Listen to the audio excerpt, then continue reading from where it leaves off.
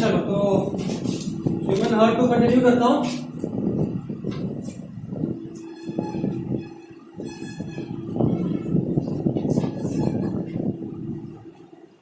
मैंने जो डायग्राम बनवाया था, याद भी कराया था। चलिए अभी नाम लूंगा और आपको बताते जाना है। सुपीरियर वेना का कहाँ था, क्या काम था? अच्छा रुको, थोड़ा सा डायग्राम बना। यस सर, थोड़ा सा डायग्राम अपर बॉडी लेवल से।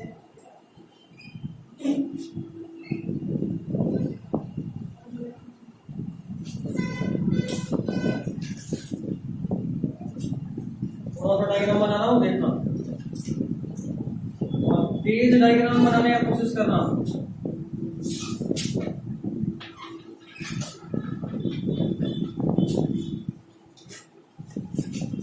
इसको मोटा बनाने का एक खास कारण बताए थे सर क्योंकि उसको पूरे बॉडी में, क्योंकि यहाँ बहुत हाई प्रेशर से ब्लड निकलेगा।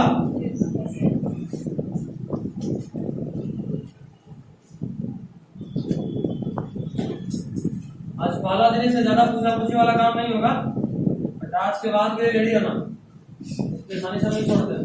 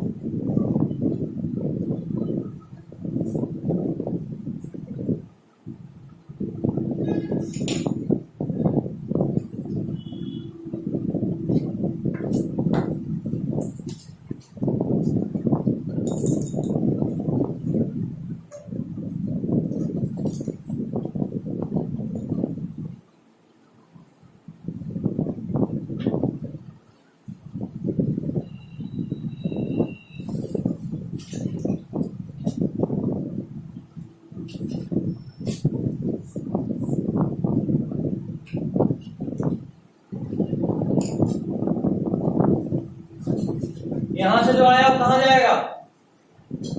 वेरी गुड, अरुटा आइए।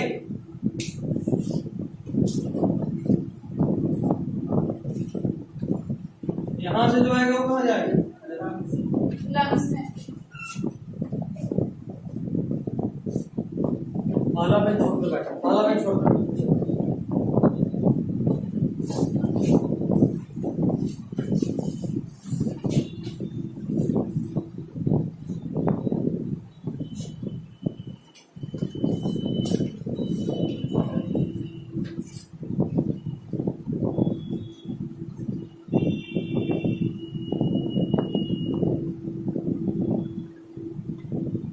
चलो यहां तक सब कुछ समझ में आ रहा है? आई गेस सारा चीज आपको क्लियर होना चाहिए, ठीक है? चलिए इसका नाम बताइए फटाफट, नाम बताइए। Right ventricle sir, right atrium, sorry right, ये left atrium, right ventricle, left ventricle. वापस से एक बार याद दिला रहा हूं, मेरा राइट हैंड के सामने कौन सा साइड है?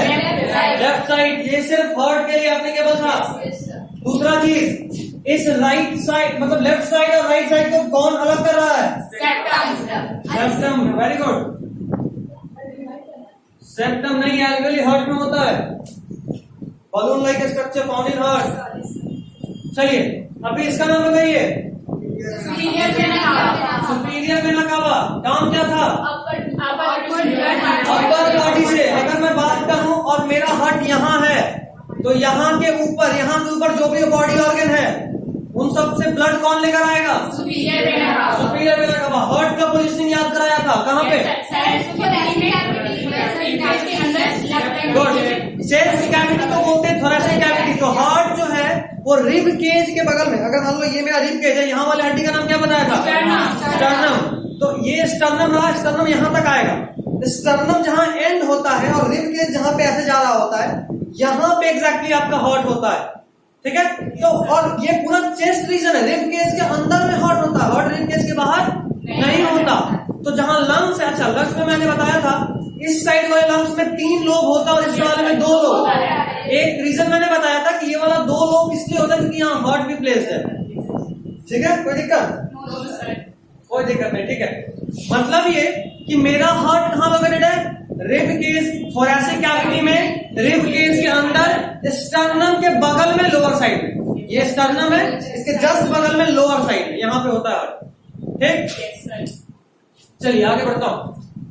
Right ventricle, sorry, superior vena cava का बात हो गया। ये कौन सा? Inferior vena cava. काम बताओ। Sir, lower body parts of body, blood and बिल्कुल, जहां हार्ट लोकेटेड है उससे जो भी लोअर बॉडी पार्ट है वहां से ब्लड को हार्ट में लेकर आता है कौन? Inferior vena cava. तुम लोग ऑनलाइन क्लास में नहीं ज्वाइन कर रहे थे? अच्छा, आज ऑनलाइन क्लास है, वाला मुलाकात है हमसे? No, sir. कुछ क्लास अटेंड किए. अच्छा, स्टार्टिंग वाला। तुम्हारा कोई नहीं? क्या नाम है तुम्हारा? वापस बोलो। जान पे, ठीक है। आज तुम्हारा मतलब इस कोचिंग में ही फर्स्ट है? 9 से 9 से. अच्छा, लेकिन हमको कभी नहीं देते? ये अलग केस है। जब से कोचिंग है तब से हम यहाँ 9 में सच में नहीं थे आप. यहाँ दिखते नहीं थे नहीं, इसका क्या मतलब? तुम्हारे टाइम पे नहीं आते थे, तुम लोग के जाने के बाद आते थे या तुम लोग के आने के पहले आते थे? खैर कोई नहीं, सुपीरियर वेना कावा और इंफीरियर वेना कावा सारा लेक्चर जो पहले हो चुका है, रिकॉर्डिंग यूट्यूब पे अवेलेबल है, मेरा नंबर भी नहीं होगा। यहाँ कोई जान पहचान वाला है? कोई नहीं? मानेंगे ना.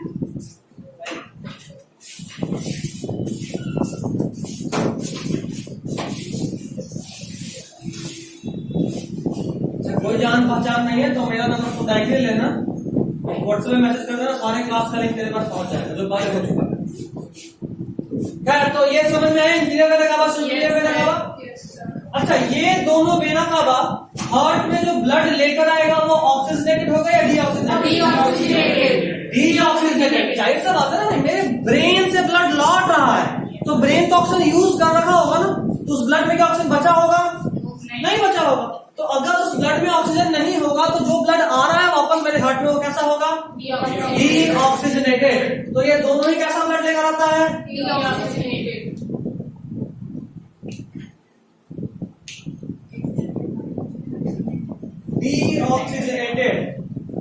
कोई दिक्कत नहीं आता है?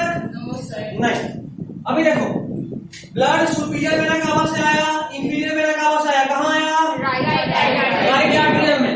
अभी मेरा हार्ट ऐसे प्लेस्ड है, ऐसे इस तरह से, एग्जैक्टली। तो जो ब्लड यहाँ आएगा वो तो ऑटोमेटिकली नीचे पहुंच जाएगा, होगा ना? तो जो ब्लड यहाँ आया वो ऑटोमेटिकली कहाँ पहुंच गया? राइट वेंट्रिकल में। कहाँ पहुंचा? Right ventricle. लेकिन यहाँ पे एक दिक्कत हो गया। दिक्कत ये हुआ कि कुछ ब्लड तो पहुंच गया, ऑलमोस्ट 80% 90% तो पहुंच गया, बट कुछ ब्लड इधर बचा रह गया, फंसा रह गया। उनको नीचे लाने के लिए क्या होता है कि हार्ट कॉन्ट्रैक्ट करता है। कॉन्ट्रैक्ट करेगा, जाहिर सा बात है, एक बलून लाइक स्ट्रक्चर, इसको मैंने ऐसे दबाया तो जो भी पानी होगा उस बलून में वो नीचे आएगा। तो सारा ब्लड कहाँ पहुंच गया? राइट वेंट्रिकल में। और जैसे ही ब्लड यहाँ पहुंचा तो ये कौन सा वाल्व है? Very good, tricuspid valve. Tricuspid valve. ये ट्राइकस्पिड वाल्व बंद हो गया और इसके बंद होने से फर्स्ट हार्ट साउंड सुनाई दिया। हार्ट 2 बार में आवाज करता है, ठीक है? नॉर्मल लाइफ में बोलते धक धक धक धक कर रहा। तो ये जो 2 धक है इसको बायोलॉजिकली नाम दिए। पहले धक को बोलते हैं लग और दूसरे को बोलते हैं डक। फर्स्ट हार्ट साउंड इसको बोलते हैं। और सेकेंड हार्ट साउंड को क्या बोलते हैं? कोई दिक्कत यहाँ पर? लव और डक किया। अच्छा, कभी सोचो कि डॉक्टर आके सुनता क्या है स्टेथोस्कोप से? एक्चुअली इसी आवाज को सुन रहा होता है। वो उस आवाज से कैसे पता चल जाएगा कि कोई प्रॉब्लम है या नहीं? एक सिंपल सा बात बताना, तुम लोग शायद सब सुने होंगे, जानते हो, एक्सपेरिमेंट कभी किए भी होंगे। आपके पास एक ग्लास है और उस ग्लास में अलग अलग लेवल का वाटर भरा हुआ है, कोई आधा, कोई पूरा, कोई बिल्कुल एम्प्टी। और जब तुम सबको आवाज कराओगे तो क्या सब एक तरह का आवाज करेगा?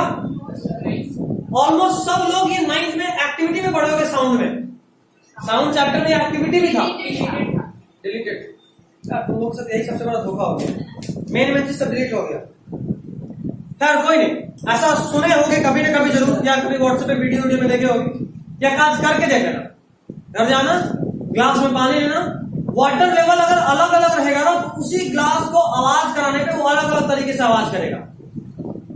मतलब ये अगर ये कंप्लीटली बंद नहीं होगा तो कुछ ब्लड वापस ऊपर की तरफ लीक करेगा। Yes sir. लीक करेगा, अगर लीक किया तो जाहिर सी बात है जो हार्ट का आवाज होगा वो बदलेगा, और डॉक्टर उसी आवाज को सुनता है। डॉक्टर उसी आवाज को सुनकर ये बताता है कि इसका वाल्व बंद हो रहा है, नहीं बंद हो रहा है। जब सुना बोलते हैं हार्ट का बल्ब खराब है, सुने कभी तो बोलता है हार्ट का बल्ब खराब है, इस तरह से। बॉल खराब है, बल्ब खराब। बल्ब भी गाँव में तो बल्ब बोलता है, हार्ट में बल्ब होता है जो जलता धक धक धक करता है। समझने के लिए तो कोई कुछ भी समझ सकता है, बट एक्चुअली ये बल्ब का बात कर रहे होते हैं। ये बल्ब कई बार खराब हो जाता है, अच्छे से बंद नहीं होता, और इसके अच्छे से बंद नहीं होने से ऑक्सीजनेटेड डीऑक्सीजनेटेड ब्लड मिक्स नहीं इसका होता। अच्छे से बंद ना होने का कारण क्या है? बहुत सारा कारण हो सकता है। Yes. इसका जो भी काम हो रहा होता है सब हार्ट के सिग्नल की वजह से हो रहा होता है। अगर उन सिग्नल्स में कोई प्रॉब्लम आएगा तो इसका बंद होना मतलब बदल जाएगा। अच्छा, उसके अलावा हार्ट बीट कर रहा होता है तो हार्ट बीट करके क्या जनरेट करता है? प्रेशर, ब्लड के ऊपर प्रेशर जनरेट करना है, इसको बोलते हैं BP, blood pressure. Yes, sir. तो अगर ये तो जोर से दबाकर प्रेशर जनरेट करा और वो प्रेशर नॉर्मल से ज्यादा है तो क्या वो प्रेशर इसको खोलने की कोशिश नहीं करेगा? मतलब ये कि ये रूम भरा हुआ है, हम इसको अभी खोलने की कोशिश कर रहे हैं लेकिन ये नहीं खुल रहा। लेकिन अगर हम बहुत ज्यादा ताकत लगाएंगे तो क्या ये बंद चीज भी नहीं खुलेगा? खुल जाएगा। खुलेगा। मतलब अगर बीपी बहुत ज्यादा हो जाए तो हो सकता है कि इसको खोल के ब्लड ऊपर लीक कर जाए, हो गया प्रॉब्लम शुरू। कई बार उसको डैमेज कर देंगे, ज्यादा ताकत लगाएंगे तो हो सकता है टूट जाए, टूट गया तो परमानेंट डैमेज, खुल गया तो कुछ समय के लिए डैमेज। ठीक है, चलिए, तो ब्लड यहां तक आया था। यहां आने के बाद किसने आया? राइट वेंट्रिकल में। जैसे ही ब्लड राइट वेंट्रिकल में कंप्लीटली आ गया, एक वाल्व बंद हुआ था, उसका नाम है ट्राइकस्पिड वाल्व। अभी क्या हुआ? ये बंद, देखो अब बंद हो गया तो जो भी ब्लड है वो यहां फंस गया। अभी सारा का सारा ब्लड यहां जमा है। अब अगर ये बंद हो गया तो क्या ये अगर ये दबेगा तो ब्लड के पास ऑप्शन है ऊपर जाने का? No sir. कोई ऑप्शन नहीं। ब्लड के पास सिर्फ एक रास्ता है, कौन सा? Pulmonary artery. ये वाला रास्ता, देख रहे हो? यस। ये रास्ता, इसका नाम बताओ जरा पहले। Pulmonary artery. Pulmonary artery. कुछ खास बात था यहाँ? एक्सेप्शन था सर, आर्टरी एक्सेप्शन था। जाहिर सा बात है, यहाँ से जो ब्लड आया था वो कैसा था? डीऑक्सीजनेटेड। वही ब्लड नीचे गया और वही ब्लड वापस आर्टरी के थ्रू जा रहा है। मतलब एकमात्र ऐसा आर्टरी हमारे बॉडी का which carries deoxygenated blood. Artery तो ऑक्सीजनेटेड करता ही है। एक्सेप्शन इज दैट कि this is the only artery which carries deoxygenated blood. और अभी देखो यहाँ पे था डीऑक्सीजनेटेड ब्लड, वो ब्लड कहाँ गया? अभी अगर वो ब्लड लंग्स से घूम कर आएगा तो कैसा हो जाएगा? यहाँ पे था डीऑक्सीजनेटेड, और जैसे ही लंग्स को क्रॉस करा क्या में कन्वर्ट हो गया? ऑक्सीजनेटेड। और अभी बताओ जरा उस पाइपलाइन का नाम। Pulmonary vein. वापस यहाँ पे एक खेल है, बताओ जरा। Exception, again an exception. The only vein in our body which carries oxygenated blood. The only vein in our body which carries oxygenated blood. ठीक है, अभी कहाँ ब्लड को लेकर आ गए? Left atrium. लेफ्ट आर्ट्रियम में वापस से वही चीज, मैक्सिमम ब्लड तो ऑटोमेटिकली कहाँ पहुंच जाएगा? लेफ्ट वेंट्रिकल में। लेकिन कुछ ब्लड यहाँ पे भी साइड में बचा रहेगा जिसके लिए यहाँ पे कॉन्ट्रैक्शन होगा और सारा ब्लड फाइनली नीचे आएगा। उसके बाद ये वाल्व बंद होगा। नाम बताओ। Bicuspid valve. फिर से कुछ आ रहा है? Dub. First heart sound love produce हो रहा है किसके बंद होने से? ट्राइकस्पिड। दूसरा हार्ट साउंड डब प्रोड्यूस हो रहा है किसके बंद होने से? बाइकस्पिड। अभी ये बंद और वापस ये कॉन्ट्रैक्ट कर रहा है, तो अभी फिर से ब्लड के पास एक ही ऑप्शन बचा, इस वेसल के थ्रू ही बाहर निकल सकता है क्योंकि ये तो ऊपर जाने का चांसेस खत्म। चलिए इसका नाम बता दीजिए बस। Aorta. अरोटा, ठीक है। ये क्या करता है अरोटा? Body में पहुंचाता है। हार्ट से ब्लड लेकर कहां पहुंचाता है? Body में। पूरे बॉडी में। तो ये था पूरा हार्ट का मैकेनिज्म जो अभी हमने रिवाइज करा, ठीक है। कुछ लिखना अपना है तो लिख लो भाई।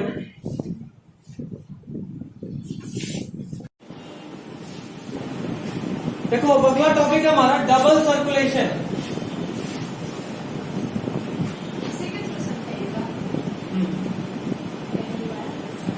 नहीं आपको दोबारा नहीं बना, हो गया तो बन गया तो। डबल सर्कुलेशन का मतलब क्या होता है? अभी लिखो मतलब क्या।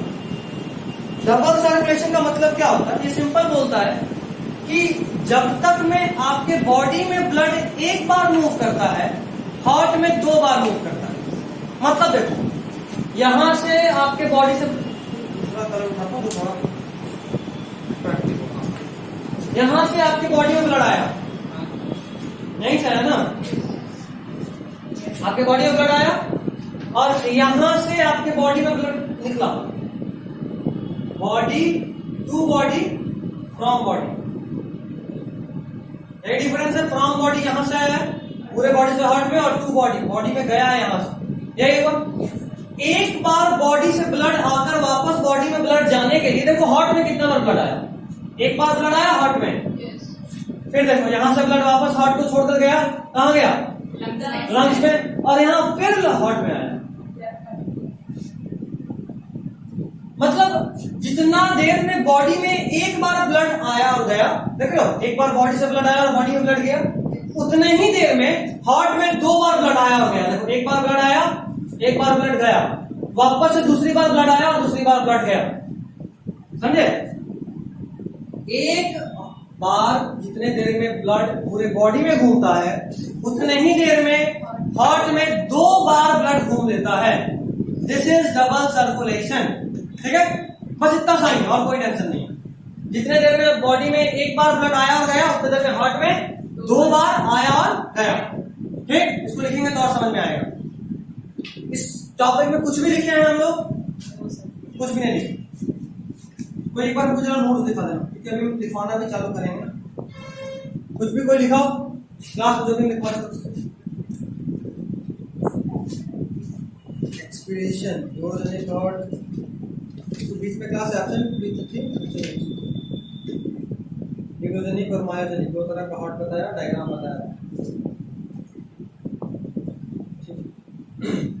चलिए लिखना शुरू कीजिए लोग।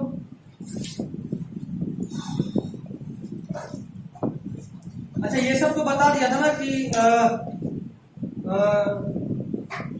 आरबीसी से क्या ट्रांसपोर्ट होता है, और एनसीईआरटी में बताया। तो मतलब लिखे हो तुम लोग? नहीं लिखे हो? नहीं लिखे तो लिखो लिखो लिखो लिखो। प्लाज्मा ट्रांसपोर्ट से आप पहले ऐसे लिखो, constituents of blood.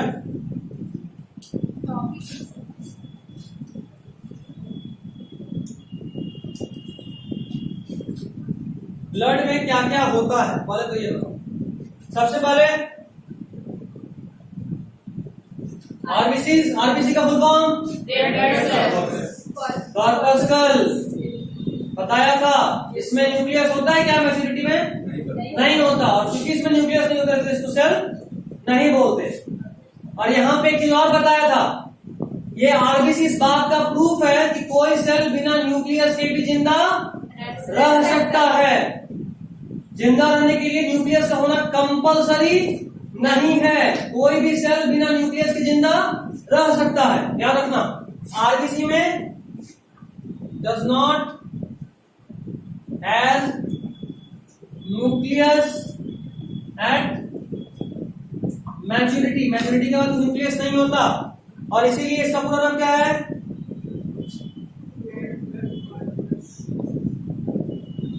Red blood corpuscle. क्या करता है ये? क्या ट्रांसपोर्ट करता है? Good, transport oxygen. दिख रहा है यहां तक कैमरे में?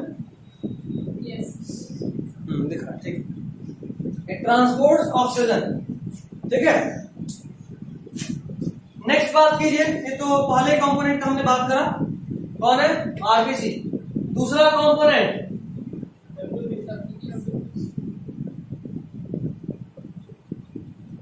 पूरा नाम बताइए।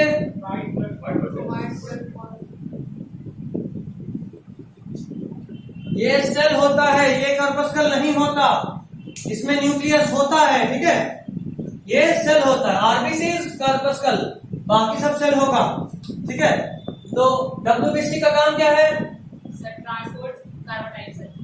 बिल्कुल नहीं, डिफेंस मैकेनिज्म में काम कर रहा होता है। जब भी आपके बॉडी में किसी फॉरेन पार्टिकल का एंट्री होता है तो उससे फाइट करने का काम किसका है? डब्ल्यूबीसी का, ओके। तो WBC acts in defence mechanism, WBC acts in defence mechanism and not in carbon dioxide transport, ठीक। चलिए थर्ड का बात करूं, प्लेटलेट्स। सर ये क्लॉटिंग का काम किया है। बिल्कुल, क्लॉटिंग ऑफ ब्लड इसमें रोल प्ले करता है।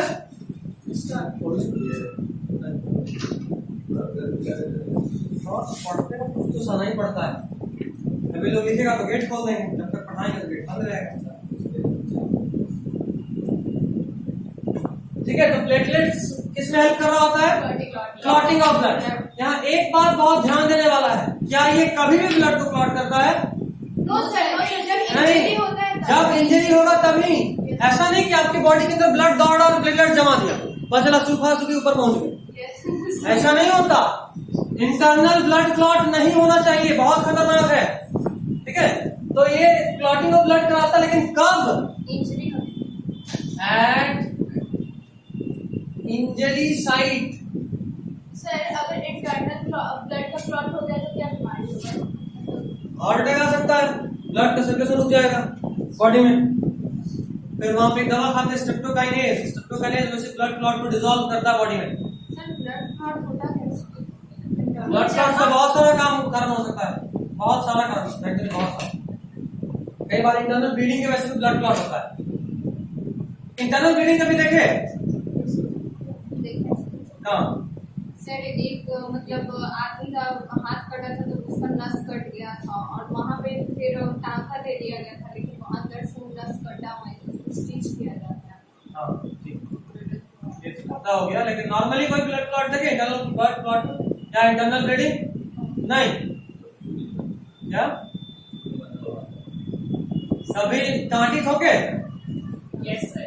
कभी ठोके ठोके अपना नाखून भी ठोके हो गए? नहीं ठोके? कई बार कभी आप गिरे हुए चोट का बंद कर दिया ब्लैक हो जाता है। हाँ, तो अंदर में काला हो जाता है। एक्चुअली काला क्या होता है? अंदर में खून बह जाता है लेकिन बाहर नहीं निकलता, इसी को बोलते हैं इंटरनल ब्लीडिंग, ठीक है। इंटरनल ब्लीडिंग बहुत कॉमन चीज है लेकिन बहुत खतरनाक भी है। बॉडी के सरफेस के पास होगा तो ठीक है, बॉडी के सरफेस से दूर होगा तो खतरा है, बिना पैसा का टिकट कटवा सकता है, ठीक है। क्योंकि पता ही चलेगा ना, आपके बॉडी का सारा खून निकल जाएगा और आपको पता भी नहीं चलेगा कि खून निकल रहा है। समझे प्रॉब्लम कहाँ है? तो इंटरनल ब्लीडिंग है खतरनाक, बंद करिए उसको, बंद कर। वैसे ऐसी कोई खास काम तो करता नहीं इस शो के लिए, लेकिन बंद करते करते वो फील आए किसी चल रहा है।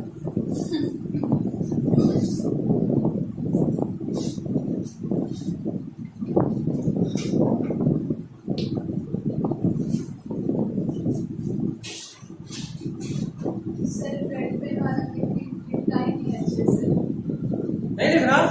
हमको नहीं अच्छे से दिख रहा, लाइट पड़ मतलब लाइटनेस है? सर लाइट इधर से पड़ रहा है। अच्छा,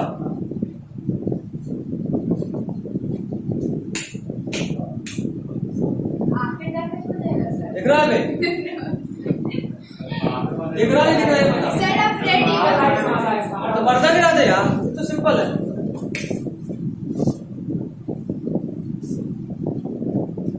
नहीं, जरूरी है कि रिकॉर्डिंग हो और लाइट रहे, कि रिकॉर्डिंग कब किसको जो काम आएगा कोई नहीं जानता। अभी आप एब्सेंट हैं और आपको जरूरत है, सर घर जाके सब दोबारा से रिकॉर्डिंग करेगा, क्या क्या भूले हैं उसमें। क्या दिक्कत है? आप ही लोग रिकॉर्ड कर रहे हैं। सबसे अधिक काम आएगा एग्जाम के एक दिन पहले, जब आपको सारा चीज जितना आप पढ़े सब रिकॉर्डिंग के फॉर्म में अवेलेबल होगा। कई बार आप लोग चीज भूलते हैं, कई बार कंफ्यूज हो जाते हैं, कई बार जब हम बता रहे होते हैं पीक पे, बगल वाला आपको टांग मार रहा होता है और आप मन में उसको सुना रहे होते हैं। तारीफ तो नहीं कर रहे हैं, सही चीज ही लगता है ना कि वो गलत और गलत चीज सही लगता है। और एक और कॉमन प्रॉब्लम क्या होता है कि हम यहाँ से बताना शुरू किए, आपके दिमाग में कुछ क्लच किया और आप यहीं फंसे हुए हम बनाते रहते हैं, आप यही सोचते, ऐसे में मैं तुरंत बोल दिया कि सर ये कैसे, उससे चीज जल्दी क्लियर हो जाता है।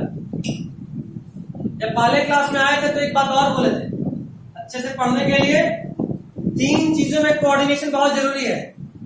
कब बोर्ड पे देखना है, कब मेरा फेस देखना और कब कॉपी में लिखना है, तभी समझ में आएगा अच्छे से। पता चला जब हम आपको समझा रहे हैं कॉपी में लिख रहे हैं, जब हम आपको देख के समझा रहे हैं तब आप बोर्ड देख रहे हैं। तो जब यहाँ बताएं तब आप यहाँ ही देखिए, जब आप कॉपी पे देख रहे होंगे उस वक्त हम आपका फेस देख रहे होंगे। ये तरीका होता है, ठीक है? यस सर, ठीक है, समझ गए। तो इस चीज का ध्यान रखिएगा, इससे समझने में बहुत हेल्प मिलता है। और यकीन मानो जो सबसे बड़ा टॉपर होता है वो घर में नहीं ही पढ़ता है। ये आप लोगों का बस बोलने का मन का भ्रम है कि घर में पढ़ते, नहीं, वो क्लास में पढ़ता है। जो भी इस तरह का बच्चा होगा भी उसे पूछना, एक को तो आपका अच्छा दोस्त होगा जो आपको सच बताए, सब यही बोलेगा कि हम घर में नहीं पढ़ते। केवी में कोई ऐसा टीचर ही नहीं है जो आपको पढ़ा देगा और स्कूल से पढ़ आप टॉप कर जाएगा, ऐसा हो ही नहीं सकता। उससे कोई फर्क नहीं पड़ता है, स्कूल से कोचिंग में भी तो पढ़ाई होता है, यहाँ पढ़ो क्लास में। क्लास में पढ़ना बहुत जरूरी होता है, घर में पढ़ो ना पढ़ो। घर में पढ़ने का फायदा सिर्फ इतना होता है कि क्लास में जो आप पढ़े थे वो परमानेंट मेमोरी में जाता है, ठीक है? क्लास में चीज याद होता है, परमानेंट याद घर में पढ़ने से होता है, ये डिफरेंस है ना। अब अगर आप सीनियर क्लासेस में 11th में बायोलॉजी लेकर आइएगा तो वहां ह्यूमन ब्रेन पढ़ना। ह्यूमन ब्रेन में हमारे ब्रेन का एक पार्ट है जो बोलते हैं लिम्बिक सिस्टम। सुनो कि कैसे 11th में हो, तो लिम्बिक सिस्टम का काम क्या होता है कि आपके डे टू डे लाइफ में हर छोटा चीज को टेम्पररी मेमोरी होता है, उसको परमानेंट मेमोरी में कन्वर्ट करना, ठीक है? कई बार कोई चीज देखते ही परमानेंट मेमोरी में घुस जाता है। एक बार बचपन से आप गुजर रहे थे, आपको कुछ दिख गया, या अभी भी तुम कभी शांति से बैठोगे तो बचपन का कुछ चीज याद आ जाएगा अचानक से। क्यों हुआ, उसके जस्ट पहले क्या हुआ, उसके जस्ट बाद क्या हुआ, गया काम से कुछ याद नहीं, बस ये हुआ था ये याद होता है। उसके बाद आपका रिएक्शन क्या था, घर वालों का रिएक्शन क्या था, कुछ याद नहीं, बस हुआ था यही याद है। ये होता है एक नजर में परमानेंट मेमोरी में जाना। कि बचपन में आप रिवीजन तो करते नहीं थे कि अच्छा मम्मी एक झापड़ मारी, उसके पहले हम क्या कर रहे थे और उसके बाद क्या किए, ये तो याद रखते नहीं। तो मारी, ये दिमाग हिला तो घुस गया है ना, झटका लगा तो घुस गया, क्यों मार खाए थे भूल गए। जाहिर सी बात है याद रखते कि क्यों मार खाए थे, दोबारा गलती करते ही नहीं, और इतने शरीफ तो है नहीं, है ना। खैर कोई नहीं, अपनी जगह मजाक मस्ती। चलिए थोड़ा सा नॉर्मल हो रहा है तो फिर पढ़ते हैं। हमने बात करा आरबीसी का, हमने बात करा डब्ल्यूबीसी का, हमने बात करा प्लेटलेट का। अब हम एक और का बात करें, इसका नाम है प्लाज्मा। प्लाज्मा का काम क्या होता है, ये एक्चुअली वो मीडियम है, ये क्या है, फ्लूइड मीडियम है जिसमें आरबीसी डब्ल्यूबीसी और प्लेटलेट्स फ्लोट करता है। मतलब ये कि आप एक गिलास पानी में नमक, बालू और चीनी तीनों मिलाएं। क्या क्या मिला है, नमक, बालू और चीनी। बालू घुलेगा नहीं घुलेगा, वैसे प्लेटलेट नहीं घुलता, जमाने का काम करता है, ठीक है। आरबीसी और डब्ल्यूबीसी नमक और चीनी, और पानी आपका प्लाज्मा है, उसी के अंदर सब कुछ होता है। जैसे पानी के अंदर नमक और चीनी है, उसी तरह प्लाज्मा में घुला हुआ फ्लोट कर रहा होता है कौन कौन, प्लेटलेट। बोलोगे सर अभी आप बोले प्लेटलेट बालू है तो घुलेगा कैसे, बिल्कुल जमा होना चाहिए। बट एक बात बताओ, तुम अगर पानी के ग्लास में बालू डाल दिया और पानी के ग्लास को घुमा रहे बार बार, एक काम करते हैं, इसमें हम बालू डाले और इस बोतल को लगातार ऐसे घुमा रहे, क्या बालू कभी एक जगह जमेगा, नहीं जमेगा। तो हमारे बॉडी में ब्लड भी क्या एक जगह जमा हुआ है, लगातार फ्लोट कर रहा होता है। हार्ट में आए हट से गए, हार्ट में आए हट से गए, यही कर रहे हैं ना लगातार। सर एक बार पढ़े थे कि 1 सेकंड में कितना ब्लड तो बढ़ता है? 72 बार, 72। नॉर्मल हार्ट बीट 72 टाइम्स होता है 1 मिनट नहीं में। सर, बोले कि न्यू ब्लड बनता है सर। अच्छा, न्यू ब्लड बनने का बात हो रहा है, ये तो लगातार हो रहा है, करोड़ों सेल बन रहा होता है। लगातार आपके बॉडी का सेल टूट भी रहा होता है और बन भी रहा होता है। सर पता नहीं क्या चल पाता है? बिल्कुल पता चलता है? नहीं पता चलता, क्योंकि तुम उस सेल से ऊपर हो। यस। ये समझ में नहीं आ रहा, खाली असल बोले। मतलब हम सेल थोड़े देख रहे हैं कि अंदर में कितना ब्लड बन रहा है कि नहीं बन रहा है। इनर फंक्शन थोड़े हम देख पा रहे हैं। हर चीज देखने से थोड़ा ना होता, फील तो करना चाहिए था ना। देख नहीं पाए, फील तो करते। हवा नहीं देख पाते तो उसको फील नहीं कर पाते, मूव करता हुआ हवा में। फील करते हैं। तो फिर ब्लड को भी फील करना चाहिए। बट एक्चुअली जो हम जिंदा है, ये सेलुलर लेवल पे जिंदा थोड़ा ना है, हम तो ऑर्गन सिस्टम लेवल पे जिंदा है। बहुत बड़ा बात है, समझ में नहीं आएगा, मत कोशिश करो। सर बायो का गलत शायद आ रहे हैं। मत कोशिश करो, नहीं समझ में आएगा। ये 11th का है, 11th में समझाएगा, हमको 1 दिन लगेगा इसे समझाने, अभी रहने देते। खैर, तो 4 चीज का बात किया ब्लड के कंपोनेंट का। इसके अलावा प्लाज्मा में ही विटामिन, मिनरल, ये सब कुछ भी प्रेजेंट होता है। आरबीसी का काम ऑक्सीजन ट्रांसपोर्ट, और इस प्लाज्मा का काम होता है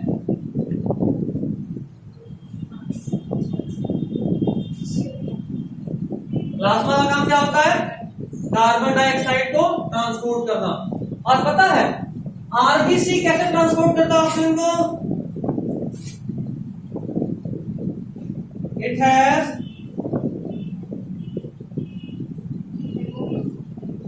हीमोग्लोबिन, और इसी हीमोग्लोबिन के साथ ऑक्सीजन बाइंड करता है केमिकली। जैसे केमिकल रिएक्शन होता है ना, वैसे केमिकली बाइंड करता है और साथ में ट्रांसपोर्ट हो जाता है। जबकि कार्बन डाइऑक्साइड प्लाज्मा में डिसॉल्व होता है।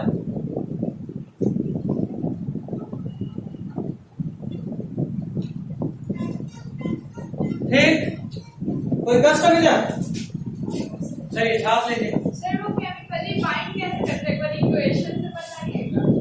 हीमोग्लोबिन बहुत खतरनाक प्रोटीन है, सबसे heaviest protein of our body. इसका इक्वेशन फॉर्मूला लिखने में बहुत बचा है। हीमोग्लोबिन हमारे बॉडी का सबसे भारी और सबसे बड़ा प्रोटीन है।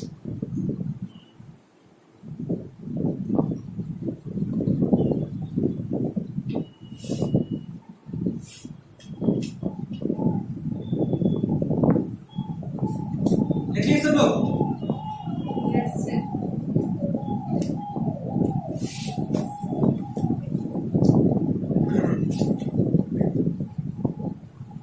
अभी तक कोई दिक्कत हो तो बता दो वाले, कोई दिक्कत?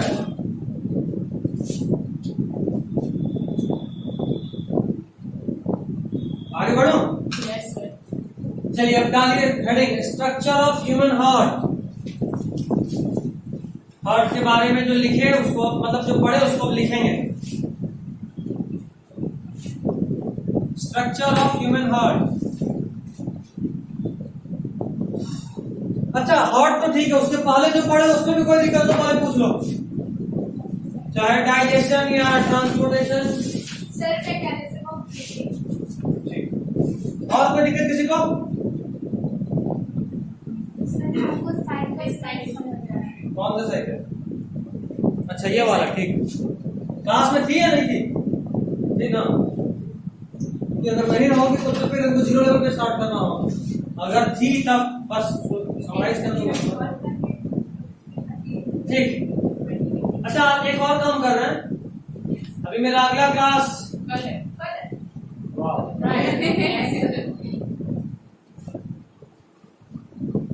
कल दूसरा है ना मेरा।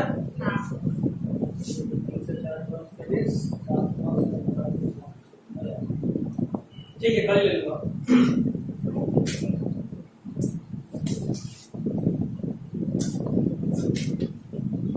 आज एक बार सब लोग पूरा रिवाइज कर लेना। कल हम आते के साथ पहले आपका जो भी डाउट्स होगा, अभी तक में जो भी पढ़ा है सब में, सब एक बार डील करेंगे और पूछेंगे भी, ठीक है? ताकि जो भी कुछ छूटा हुआ है पढ़ाई वो हो जाए। थोड़ा प्रेशर भी जरूरी है, 10th है ना। हर चीज सिंपल अगर देंगे तो दिक्कत होगा। पढ़ रहे हैं, समझ में आ रहा है, लेकिन याद हो रहा है कि नहीं ये भी देखना होता है। ठीक है, अच्छा लगना किसी का पढ़ाई और किसी के पढ़ाई से मार्क्स आना दोनों बहुत अलग अलग चीज है। क्लास में अच्छा तो बात करके भी लग सकता है, मजा आए, लेकिन नंबर नहीं आएगा, सिर्फ मजा ही आए। हम लोग को ऐसे पढ़ना है कि मजा तो आ रहा है, नंबर भी आए, है ना। कई बार हम तो पूरा पूरा दिन भी बात किए हैं, ऑनलाइन क्लास में भी बात किए है ना, लेकिन तो खाली फिजिक्स से पढ़ा रहे हैं। यस सर, किसी दिन 45 मिनट पूरा बात मतलब 15 मिनट फिजिक्स पढ़ा है। हाँ, ये भी किए, सब होता है, लेकिन पढ़ाई भी होना चाहिए। ठीक है, बात तो खूब की, ऑनलाइन में तो उतना तेजी में काम नहीं हो रहा था, क्योंकि एक बार पहले पढ़ा रहे थे, मतलब उनको अभी तक हर टॉपिक को 2 बार पढ़ा है। एक बार पढ़ाते हो, 3 बार लिखवाते हो। ये तब तक मैं चैप्टर स्वाहा था, इसको बचाना भी था, क्योंकि ऑफलाइन में भी खत्म करना था। नए बच्चे लोगों के लिए, कितना लोग नया है अभी तक जो ऑनलाइन में क्लास नहीं कर रहा था। अच्छा, तो पता है। और ये और भी कोई है नहीं सर, बीच में क्लास 2-3 क्लास मेरा छूट गया था, उसको वजह से थोड़ा सा दिक्कत है। यूट्यूब देखना ना, तुम्हारे लिए यूट्यूब तो सब नहीं ना। यूट्यूब मन नहीं करता है, मन का हम कुछ नहीं कर सकते। ये वैसे तो नहीं, मन को पकड़ लिया तो तब आगे कर, ये तो कर नहीं सकते, तो तुमको ही संभालना है, संभालो। देखो, अगर कुछ काम करने का मन होगा ना, जब जिंदगी का सवाल होता है तो सब कोई कुछ भी कर सकता है। डर में बहुत ताकत होता है, बस डर के ताकत को यूज करना आना चाहिए। ठीक है, डर के ताकत को यूज करो। तो पता है, कल हम क्लास ले रहे थे, तो उस रूम में देखे हुए कि एसी वाला जो पानी आता है, उसके लिए वहां एक बाल्टी लगा हुआ है ताकि पानी गिरे। मरा तो अभी वहां चूहा मरा तो नहीं था, लेकिन एक चूहा उसमें गिरा हुआ था, तो जिंदा था, पता नहीं, शायद हो सकता है परसों ही उसमें गिरा हुआ बाल्टी, बट वो पानी के अंदर था। परसों रहा, कल हम देखे तो हमको लगा कि अच्छा चाय की साफ वाफ कर ले तो पानी शायद गिरा दे तो चूहा निकल जाए, हम भी रहने दिए। ठीक है, आज जाकर देखे तो अब एसी का लेवल उसके नाक तक आ रहा था, मतलब कल भी उसके नाक तक पहुंच चुका था, लेकिन उसका नाक बाहर था, वो चूहा जिंदा था। आज भी पानी ऑलमोस्ट उसके नाक को क्रॉस कर गया, चूहा इतना सा था, इतना सा, और पानी इतना भरा हुआ था। कैसे वो रह रहा होगा? तो सोचो वो कितना देर तक तैरता हुआ है,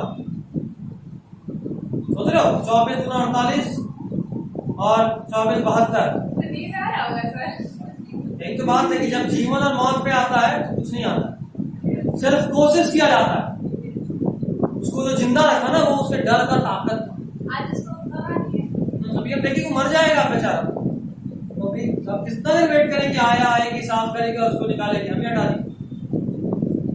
लेकिन ये डर का ताकत, उसको पता था कि अगर हम जरा भी वीक भी होने लगे तो हम डूबेंगे और मरेंगे, इससे बढ़िया लड़के वाले इंतजार कर रहा था 72 घंटा। कोई डर पाएगा इंसान इतना? हमारे में विल पावर नहीं है। क्यों? क्योंकि हमारा मन बहुत चीज सोचता है, उसका मन सिर्फ बचने के लिए सोच रहा था। जब हम उसको निकाले तो वो चल भी नहीं पा रहा, क्योंकि उसके शरीर का सारा ताकत तो तैरने में लगा। 72 घंटा वो लगातार काम किया, कहां से चलेगा? ये ताकत को यूज करना आना चाहिए हमको। इस ताकत हमारे अंदर भी है, डर से तो हमें बस होता ही है कि हम डर के रुक जाते हैं और कोई और डर के और काम करते हैं। डिफरेंस एक और इसका बहुत कॉमन एग्जांपल, एग्जाम में जब टाइम खत्म होता तो हमारा डर के मारे हाथ रुक जाता है, हाथ रुकता है। और कुछ लोगों का उसी डर के मारे हाथ और तेजी में चलाता है, घसीट घसीट के कुछ ना कुछ लिख देता है। This is the difference. एक ने उसी डर के ताकत को यूज करा और एक उसी डर के डर से रुक गया। तो आपको ही अपने अंदर सोचना होगा, सब कुछ आपके अंदर है, हाँ भी आपके अंदर है और ना भी आपके ही अंदर है। बस हाँ को ना में कन्वर्ट और ना को हाँ में कन्वर्ट करने का ताकत होना चाहिए।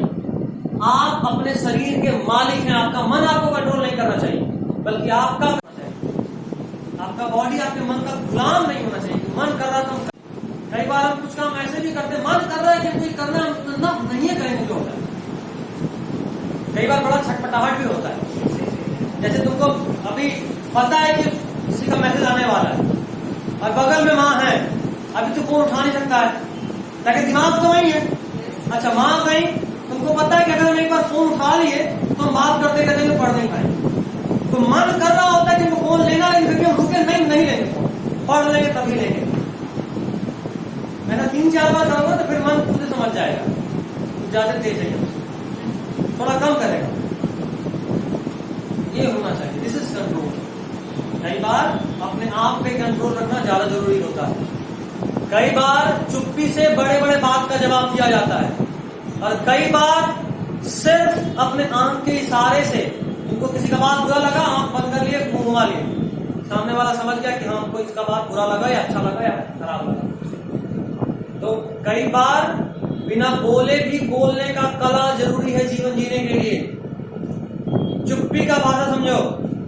पता, दो लोग जब बात कर रहा होता है ना, तो शब्दों से बात नहीं करता, 2 सेंटेंस के बीच की चुप्पी से बात करता है। ये बात होता है। दो लाइन को बोलते वक्त जो आप जितने देर का पॉज लेते हैं, उससे पता चलता है कि आप बात कर क्या रहे हैं। हम तुमको मारेंगे, भाग जाओ। अगर ये 2 लाइन हम बोल रहे हैं तो हम तुमको मारेंगे और भाग जाओ को लगातार बोले, या इन दोनों के बीच में गैप रखे, या टोन चेंज किए, इससे इसी 2 लाइन का कितना मतलब निकलेगा। तो मतलब उस शब्द का थोड़ा ना था, मतलब उस बीच पे गैप का था, है ना। तो ये सब भी आना चाहिए। हर चीज सीखो, बी अ कंप्लीट, तुम कंप्लीट बनो। क्योंकि तुम अगर किसी भी चीज में कम होगे तो कोई और उस गैप को फिल करने के लिए तुमसे आगे आएगा।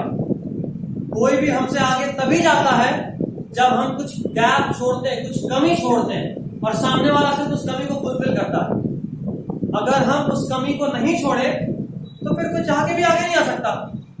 सर सामने वाले में भी कुछ कमी होता है। यही तो बात है, अपने कमी को छुपाना और दूसरे की कमी को एक्सपोज करना ही सक्सेस का सबसे बड़ा रास्ता होता है। मेरे अंदर जो कमी है उससे बचना है, किसी और को बताना नहीं है, और सामने वाले में जो कमी है उसको पता करना और उसको यूज करना ही सक्सेस है, और कुछ नहीं। Success is a journey, not a destination. लगातार बढ़ते रहना ही सक्सेस है। हिमालय का हाइट भी बढ़ गया, जो सबसे ऊंचा चढ़ा होगा, जो मान लो सबसे पहले जो हिमालय चढ़ा होगा, वो जिस हाइट को छुआ, आज जो हिमालय चढ़ेगा वो उससे ज्यादा हाइट को छुएगा, है ना। तो डिफरेंस कहां था? हाइट तो वहीं टॉप पे पहुंच गया, लेकिन टॉप पे टिका नहीं रहा ना। टॉप से आगे भी कुछ था जो वो नहीं जानता था, तो वहां कोई और पहुंचा, उसके आगे हो गया।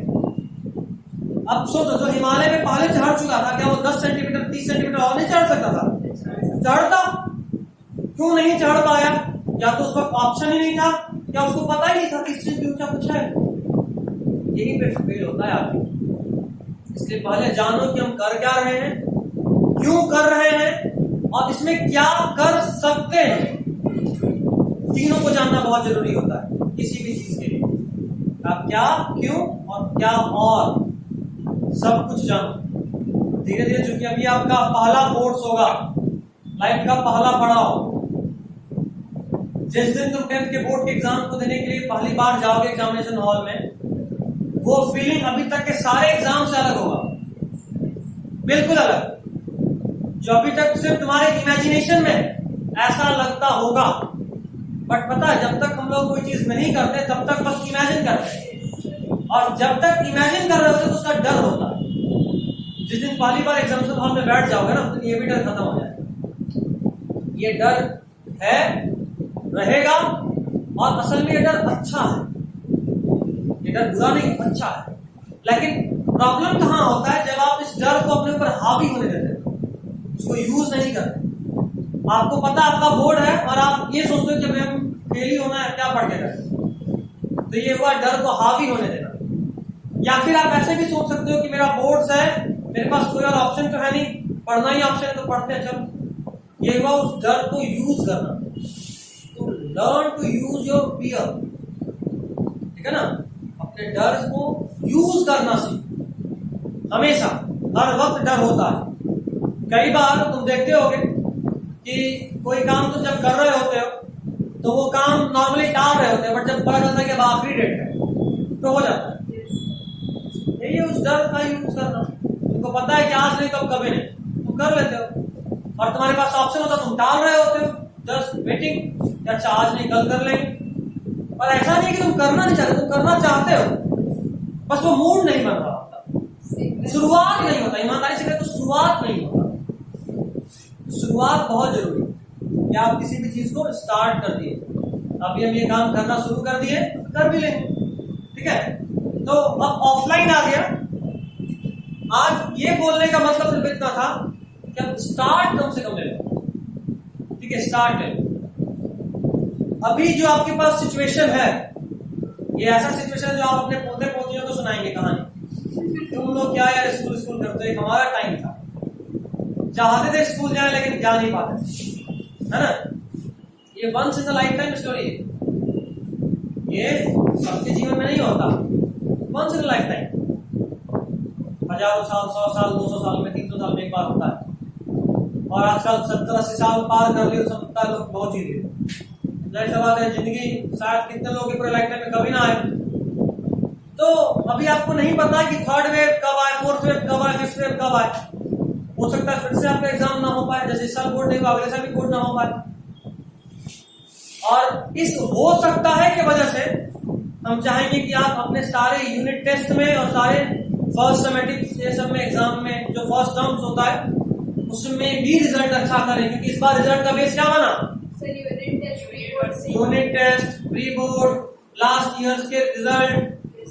अभी 10th वालों का बच्चे का कोई गलती है, वो तो सोच के था बोर्ड में अच्छा कर लेंगे, और कुछ तो कर ही लेता ना। नॉर्मली 70% ला रहा था, बोर्ड में 80 लाता, 90 नहीं लाता, तो 80 लाता ना। अभी तो बेचारा गया बिना किसी गलती का। क्या कोविड उसकी वजह से आया? नहीं।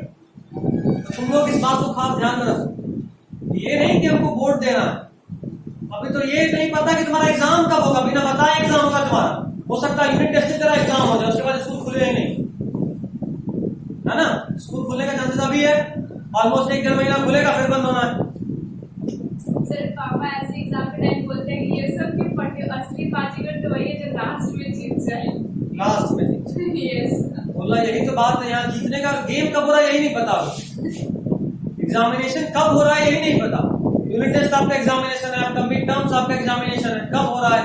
क्लास में ओरल जो टेस्ट होता है ये आपका एग्जामिनेशन है। सीबीएसई क्या मार्किंग क्राइटेरिया फिट करे कोई नहीं जानता। तो बी रेडी फॉर एवरीथिंग, ये होता है प्री प्लानिंग, ठीक है। प्लान, एक बार हम कहीं पढ़े थे कि plan is a trap made to trap future. Plan एक ऐसा चाल है जिससे हम फ्यूचर को कैद कर सकते हैं। अभी वही की है, फ्यूचर में क्या होगा हमको नहीं पता, अभी हम प्लान करके उसको कंट्रोल में करना चाह रहे हैं। तो इसलिए किसी भी एग्जाम को हल्के में नहीं लेना है, रेडी रहिए। स्कूल खुलेगा, शायद फर्स्ट यूनिट ले लेगा, है ना। तो बिल्कुल भी ये नहीं सोचना है कि लिख लेंगे।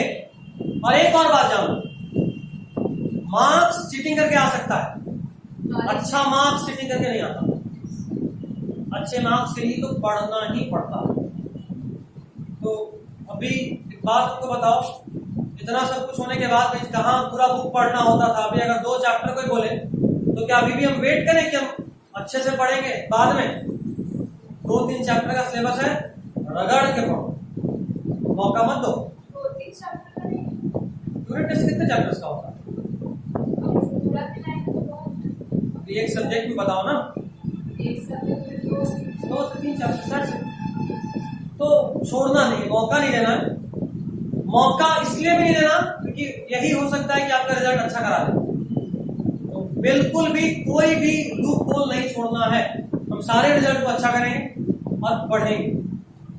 ऐसा नहीं पढ़ सकते, ऐसा नहीं मन नहीं करता, बस हम शुरुआत नहीं करते। प्रॉब्लम यही है, मन भी करता है। 2 दिन नहीं पढ़ो, तीसरे दिन अपना मन खुद ही बोलता है कि हम 2 दिन से नहीं पढ़े। मन भी करता है, बस शुरुआत नहीं करते पढ़ने का। तो सबसे मुश्किल स्टेप वो शुरुआत है जो हम चाहिए कि आज ही कर लेना। शुरुआत कर लो, धीरे धीरे सब हो जाएगा, ऑटोमेटिक एक रूटीन बन जाएगा ना, जब सब ठीक हो जाता है। ऑफलाइन क्लास में हम बोले थे स्टार्ट करा दिए, कहते ना कि एक से तो हर हालत में करा ही नहीं, हम तो 2 दिन पहले ही खोल चुके हैं। जितना रूटीन बेनिफिशियल नहीं होता है उतना ज्यादा बेनिफिशियल स्पॉन्टेनियसली आप कोई भी सब्जेक्ट लेके लग जाओ उसमें। सर हमको वही ज्यादा अच्छा लगता है। हाँ, इसमें कोई दिक्कत नहीं है, ये अपना अपना चॉइस होता है, ये टोटली आपका चॉइस है कि आपको कैसे पढ़ना है और किस वक्त किस सब्जेक्ट को कितना टाइम देना है, ये आपका चॉइस है। लेकिन याद रखो एग्जामिनेशन आपका चॉइस नहीं होता है। तो आप जैसे भी पढ़ो ऐसे कि जब कोई सामने वाला हमसे पूछे तो हम ना कर पाए, जो भी पढ़ना है पढ़ो, कोई दिक्कत नहीं, ठीक है। तो पढ़ाई का कोई अपना रूटीन या अपना रूल रेगुलेशन नहीं होता, ये कुछ ऐसा है जो सबके लिए अलग अलग होता है। अभी खुद ही सोचो, जब कोविड आया था तो जो एलाइट ग्रुप था, जो अमीर लोग थे, वो चाहते थे कि जल्दी लॉकडाउन लगे, और गरीब चाहता था कि लॉकडाउन लगे, चाहता था लॉकडाउन लग जाएगा, खाएंगे क्या, है ना। तो गोल या जो टारगेट होता है ना, एक ही सिचुएशन में अलग अलग लोग अलग अलग तरीके से रिएक्ट करते हैं। अभी जब पहला लॉकडाउन आया था तो रामायण सबके यहाँ ऑलमोस्ट चला होगा, पूरा रामायण हम भी देखेंगे, लेकिन उस पूरे रामायण में हमको सिर्फ एक डायलॉग था जो बहुत अच्छा लगा, जो हम उसी वक्त डिसाइड किए थे कि कभी ना कभी यूज जरूर करेंगे। आज दूसरी बार यूज कर रहे हैं उस डायलॉग। यही डायलॉग हम लास्ट ईयर 10th का जो क्रैश कोर्स लिए थे उसमें यूज किए, अभी दोबारा यूज कर। जब युद्ध होना शुरू हो गया था, लंका पे राम जी लोग चढ़ाई कर दिए थे, तो उधर से विभीषण को उठाया गया, विभीषण बोल रहे कुंभकर्ण को उठाया गया और वो आया लड़ने। तो जब वो आया तो क्या सीधा लड़ाई हुआ कि पहले विभीषण कैसे समझाने गए? तो वहां पे एक डायलॉग है, विभीषण जी बोले कि भैया आप समझिए बात को, बड़े भैया गलत कर रहे हैं, ये जो है वो भगवान है और आप लोग कभी नहीं जीत सकते। एक तो आप गलत कर रहे हैं और आप मतलब जीत भी नहीं सकते। तो मेरा धर्म ये है कि हम भगवान का साथ दें और सच का साथ दें। तो उस वक्त जो कुंभकर्ण का डायलॉग था वो बहुत अच्छा, जिसको हम यूज करने का बात कर रहे हैं। वो बोला कि काल मतलब समय, सिचुएशन सबके लिए एक तरह का होता है, लेकिन उस सिचुएशन पे कौन कैसे रिएक्ट कर रहा है ये उसका अपना संस्कार होता है, और उस संस्कार से वो जो रिएक्शन दिया यही उसका उस समय का धर्म होता है। अभी के सिचुएशन में तुम्हारा संस्कार तुमको ये बोला कि तुम भगवान की तरफ जाओ और सच की तरफ जाओ, और उसी समय मेरा संस्कार हमको ये बोल रहा है कि चाहे भाई गलती क्यों ना हो, भाई का साथ दो। और उस वक्त उसका एक और डायलॉग था कि जब आपके शरीर में कोई रोग होता है तो आप क्या अपने हम को खुद काटते हैं? नहीं काटते। तो तुम जो किए वो हो सकता है सही हो, लेकिन इसी गलती की वजह से तुमको पूरा विश्व हमेशा याद रखेगा। और आज भी हम लोग बोलते हैं कि घर का बेदी लंका ढाए, बोलते हैं ना। तो सेम सिचुएशन को देखो, दो लोग कितना अलग अलग तरीके से डिस्क्राइब करा, और दोनों का डिस्क्रिप्शन एक से बढ़ के एक था, है ना। तो आप किसी भी सिचुएशन पे कैसे रिएक्ट कर रहे होते हैं ना, ये आपका संस्कार होता है। इसलिए रिएक्ट करते हैं बहुत सोचो, रिएक्शन आपका नहीं, आपके भीतर जो है उसको दिखाता है, ठीक है। तो इस बात का भी ध्यान रखिए।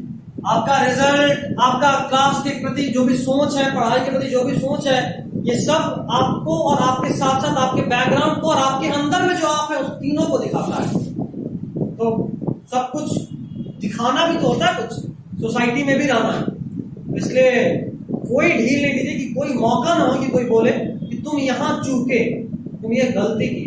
और पता है कोई और नहीं बोलता है, अपना मन खुद ही बोलता है, लेकिन गलती हो जाने के बाद वही बताता है कि तुम कहां चूके थे। तो उसको बोलने का मौका मत दो। हम मालिक हैं, नौकर मालिक से कभी बोलना नहीं चाहिए, ठीक। चलिए